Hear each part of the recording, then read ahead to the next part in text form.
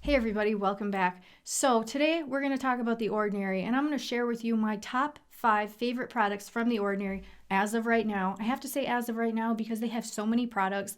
I bought all of these products plus many, many more at least 3 months ago, and when I purchased them, I went a little bit crazy because the prices are so affordable that I bought way too many things basically. And I think so many people who buy from The Ordinary end up doing that. And so for those who haven't made a purchase yet, I just want to share with you my top 5 favorite items as of right now. And so to get right into it, I'm going to start out with this product that I've been using quite a lot lately, and it is their alpha arbutin 2%. Now this product has been very useful and important lately for me because if you notice my other videos, I've been doing a lot of face peels and specifically strong ones like TCA peels. And for people also, besides people who do TCA and other peels, for people who just have hyperpigmentation issues, this would be very useful. It's important to use this to prevent sunspots. And many, many years ago, I was trying out Retin A. I've never consistently used it. I'm curious about starting it in the future, but I'll talk about that later.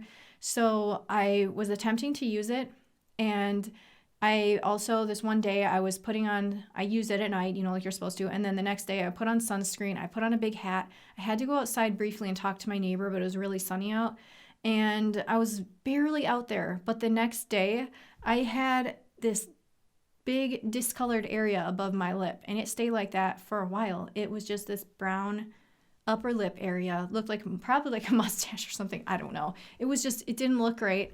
And I guess it was sort of easy to cover up, but it was kind of a pain in the butt. And I was just like, whoa, what just happened? It's shocking how quick you can mess up your skin by doing procedures and having any sun exposure. What I ended up doing is a lot of peels, and eventually it went away, so that's good.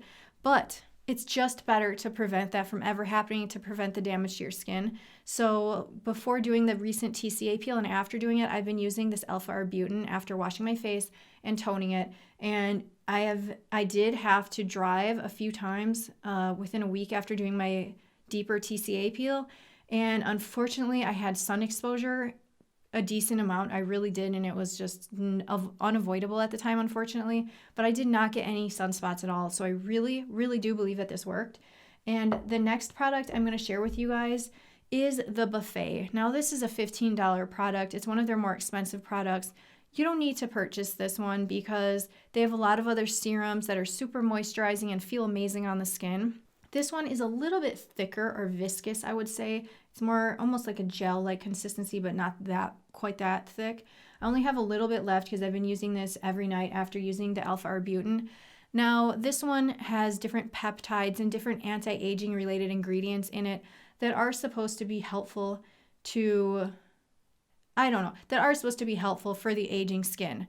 But I don't believe in serums and stuff that can get rid of wrinkles. It sounds crazy to me. I get it if they're so moisturizing that they can plump things out to some extent, but that's the extent of it for me as far as what I believe that it could do.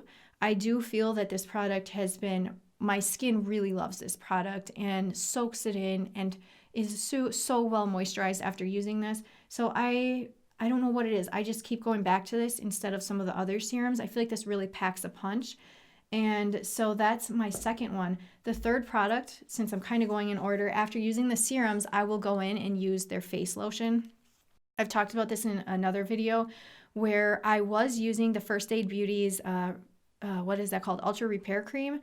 And it has some good ingredients in it, but I find that it's quite similar to this, but I prefer this.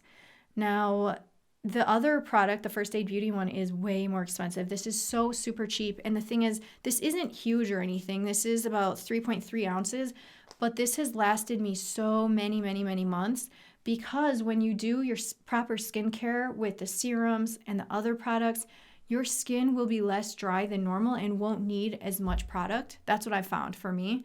So I just love this product. It's very soothing. I love the texture. I love how my skin feels when I use it. Like I said, it's not very thick, but for some reason I don't need that anymore, which is shocking because I'm in a very cold state in a very, very cold winter and dry and everything, but my skin's been doing okay because of these other products. And so I really love this. And also to kind of tell you guys how dry my skin was and what the measures that I had to take before is If you guys know of that Nivea hand cream, it's like the Nivea cream from Germany. That's stuff I used to buy. I still have a big container of it. I would use that on my hands when they're like dry and cracking because it would be that dry. I used to put that on my face at night after using different serums and oils and everything. Now I barely use any oil on my face. I still use it. It's very soothing, but I just don't need very much. So, like, yeah, I used to cake that on my face at night and there would be like a thick white layer. I'd have to do that just so my skin wasn't like peeling to bits the next day. So now I'm not having those problems and I'm really grateful. The next product I'm going to share with you guys is The Ordinary's glycolic acid 7% toning solution. That's what it's called. It's supposed to be a toner. But for me, I would consider this a mild glycolic acid peel. So for anybody who is new to doing face peels and really wants to get into doing glycolic peels, which you should, by the way, there's nothing that has transformed my skin as much as glycolic peels. I have a different video and I have a different post where I'm showing close-ups of my skin over a 5-year period. Well, in the beginning and then 5 years later. And my skin looked way worse 5 years in the past versus 5 years later. And the main thing that I was doing were glycolic peels. And I have close-ups of my under eye area where it got rid of fine lines and some wrinkles and a deeper line. It was like, whoa, I couldn't believe the amazing results I had from glycolic peels. So it doesn't have to be glycolic. It's just face peels in general. If you have never done them, please just do it. Just don't waste your time. This is a good one to start with. So even though it's considered a toner, I consider it a peel. And I will use this personally. Like, I try to be careful because I don't want to dry out my skin too much. So I only use this like once a week or twice a week. People with more oily and acne prone skin, a lot of people can get away with using it a lot more often and it helps balance their skin.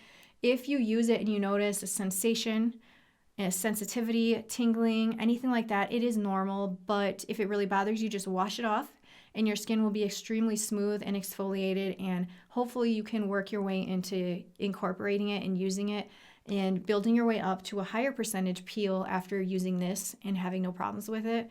So that's amazing. And then last product I'm going to share with you, you guys know this who have seen my videos, it's their AHA 30%, BHA 2% peeling solution. Now, this product, I have about 2/3 of it left and I've done quite a few face peels. I try to do this about every 2 weeks, more or less. And this has actually transformed my skin from that dry and peely mess to something that retains moisture properly and feels moisturized and plump and exfoliated for about a week and a half until I retreat myself and do the peel again. So I know it's not like a permanent fix, but I feel like it's helping my skin over the long term and it's giving me like short-term amazing benefits because it's improving my skin, the texture and the moisture issues that I had. It really is making a huge difference.